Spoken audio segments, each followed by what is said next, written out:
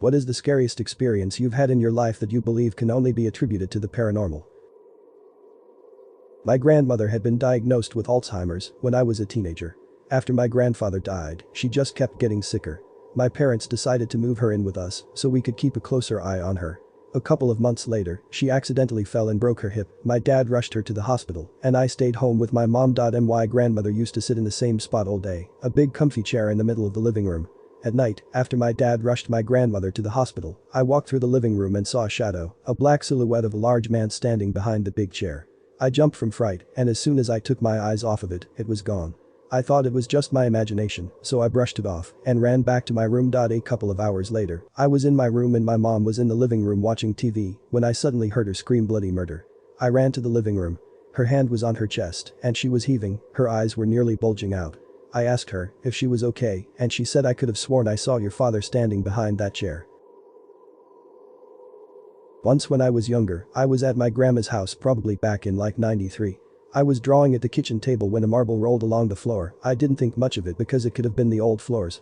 But then, it rolled twice around all four legs of the chair in perfect fucking circles and rolled off. I was just in shock for a few moments, then went back to drawing. My friend's BF committed suicide a few years ago. He played baseball all throughout his youth and high school. His initials were BR and he always wore number 9. Well, her cable box kept resetting itself one day very shortly after his death and the error code was BR09. I called the cable company to find out what that error code meant. It didn't exist. The cable box worked fine the next day and from then on. This is in my mom's life, not mine. Once when she was a kid, she was waiting with her younger sister at the bus stop when she felt a strong craving for a candy bar. She is normally extremely cautious and responsible, but this one time she felt such a strong urge for candy that she decided to run to the nearest convenience store with her sister and get some. By the time they got back to the stop, a driver had lost control of the bus and mowed down a bunch of people there. Back when I just started working in a new town, my best friend was studying at uni one town over. We met once a week in the cinema in our town to the sneak preview. Any night after the film was over, we said our goodbyes and I hurried to my car to drive home. When I rolled off the parking lot, I was hit by the thought, well, wouldn't it be nice to take the country road home instead of the highway. I shook my head, wondering where that thought came from, because taking that way would at least double the time I needed to go home, and I had to go to work early next morning. So I headed towards the highway anyway. I'd never been scared of driving before or after that night, but I was almost shaking with fright when I rolled onto the highway. The road was quite empty, but eventually I closed up to a truck. On any normal day I'd just overtake it, but I couldn't bring myself to do so. Somehow that truck meant safety to me.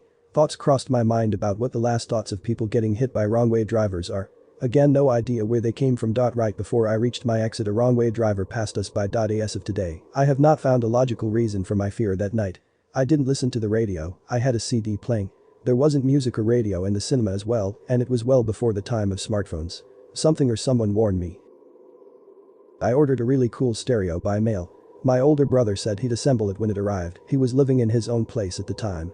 I told him all I wanted to hear on that stereo was Heartbreaker by Led Zeppelin.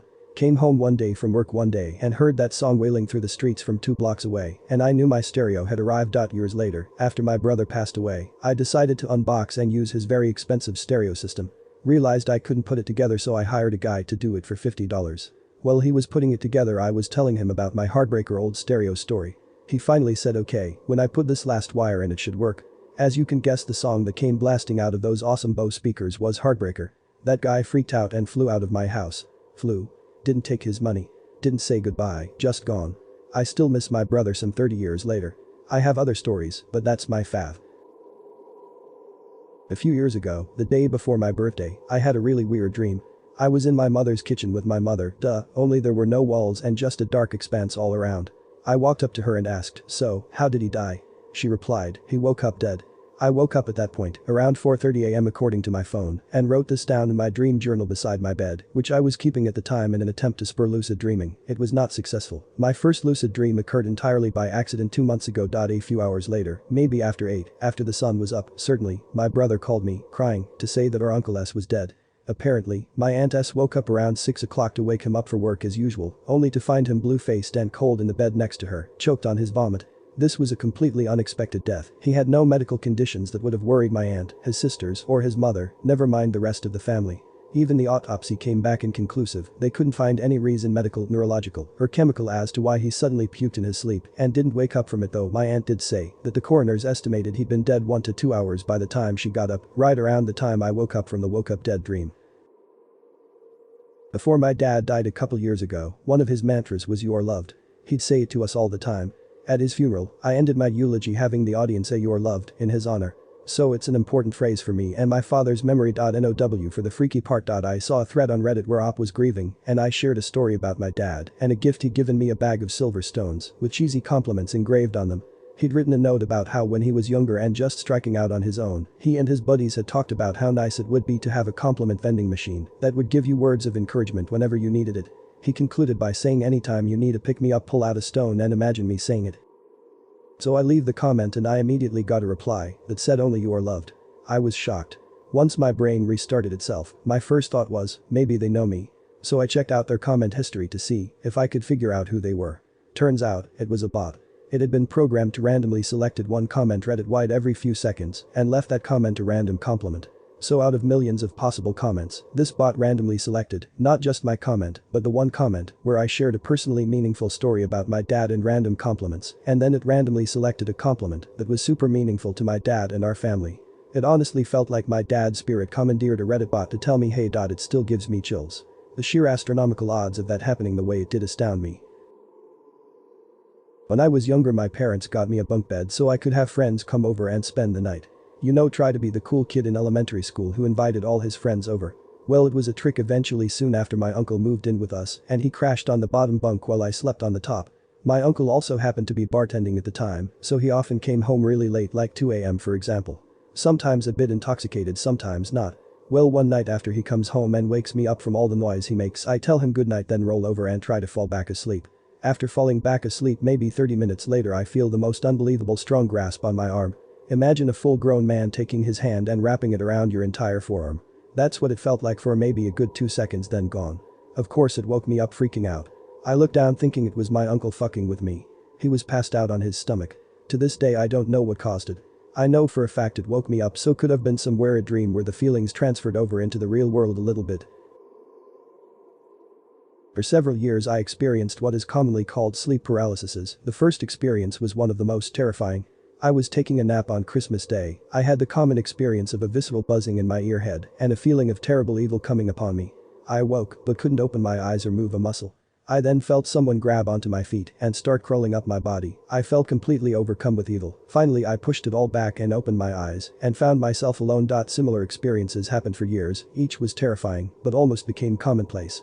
I discovered that it was sleep paralysis and someone said the best way to deal with it was to give in to it and not to fight it. One day, I was taking a nap on my bed in the basement. My brother was a couple rooms down in our entertainment room. I felt that familiar visceral buzzing, my eyes opened, but I couldn't move. I decided to let go this time, and I gave in to it. As soon as I had done that, my body started to sit up. I saw my arm rising, and one thought dominated my mind. I had to kill my brother. I was halfway up, and panic set in, and I pushed back as hard as I could, and eventually woke up panting and terrified. I never gave in to it again. It's lessened over the past few years, but every year or so it will come back. When I was 10, my great-grandfather passed away.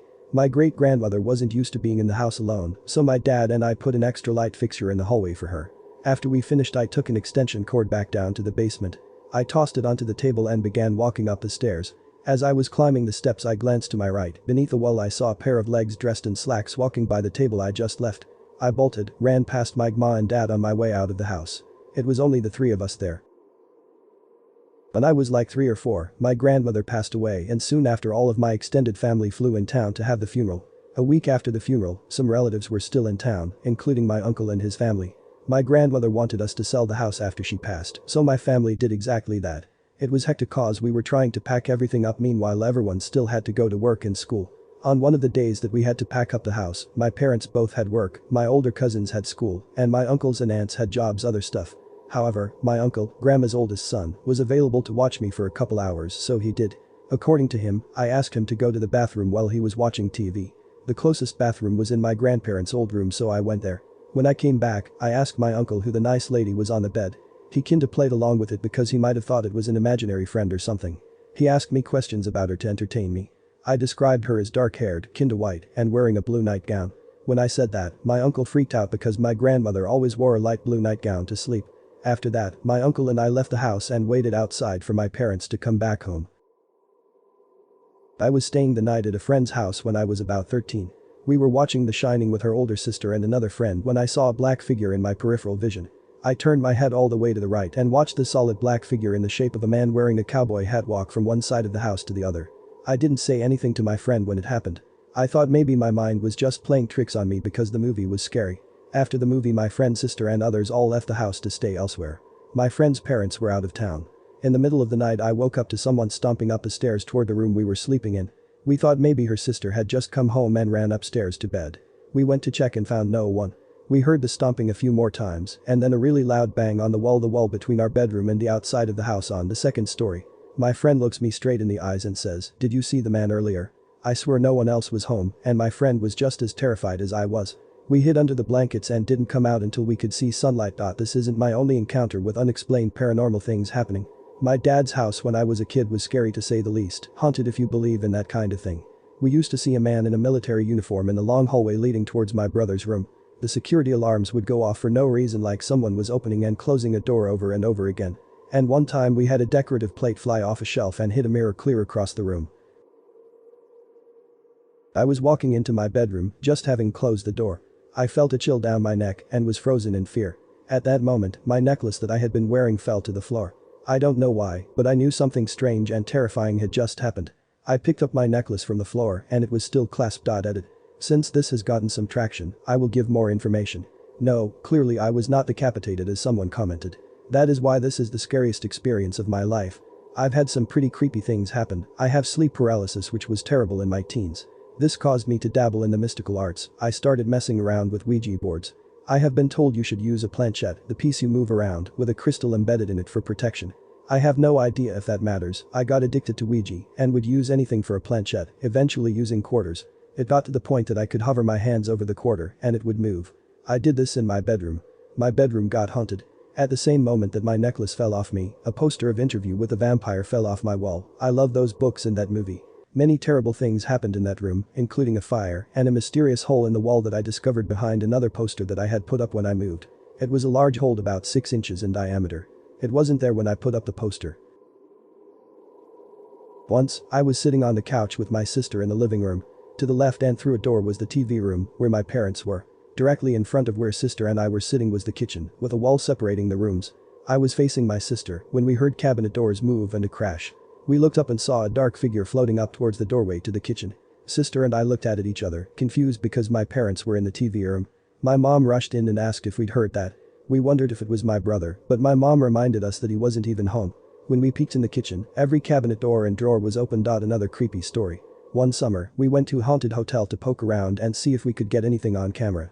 I was wearing a racer back tank top. When we were leaving, my sister asked me why I had scratched my back so hard, but I hadn't. I had slightly bloody scratch marks going down my shoulder blade.